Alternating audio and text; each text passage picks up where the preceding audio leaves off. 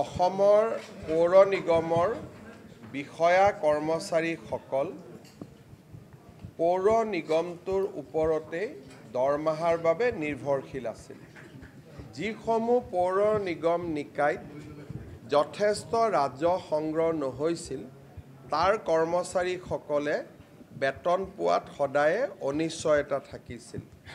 এক প্ৰকাৰ ক'ব গ'লে বহুতো পৌৰ নিগম নিকায় আছিলে য'ত 4 মাহৰ মূৰত কোনোবাই এমাহৰ দৰমহা পায়, কোনোবাই বছৰ বছৰ জুৰি দৰমহা নাপায়। আজি এটা দীঘলীয়া প্ৰক্ৰিয়াৰ অন্ত পৰিলে।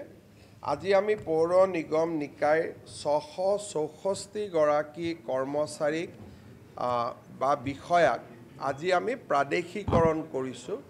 তাৰ ফলত এতিয়াৰ পৰা তেওঁলোক আন চৰকাৰী কৰ্মচাৰীৰ দৰে সমান সুবিধা লাভ কৰিব। নিয়মীয়া বেতন, নিয়মীয়া পেঞ্চন, নিয়মীয়া চিকিৎসাৰ ভাত্তা, ৰিইম্বাৰ্সমেণ্ট আৰু ছুটি EL, CL, প্ৰেগনেন্সি লিভ, যিমান চাইল্ড কেয়াৰ লিভ, যিমান চৰকাৰী কৰ্মচাৰীয়ে সুবিধা পায় প্ৰতিটো সুবিধা আজিৰ পৰা আমাৰ নিগম নিকায়ৰ কৰ্মচাৰীসকলেও লাভ কৰিব। এটা বহুদিনীয়া প্ৰতীক্ষাৰ অন্ত পৰিলে।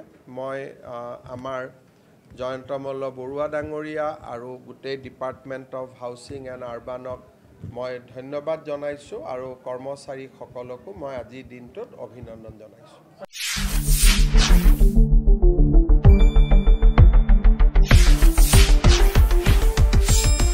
শুদ্ধ আৰু বিস্তৃত বাতৰিৰ বাবে চাই থাকক নিউজ ডেস্ক ৰিপৰ্ট।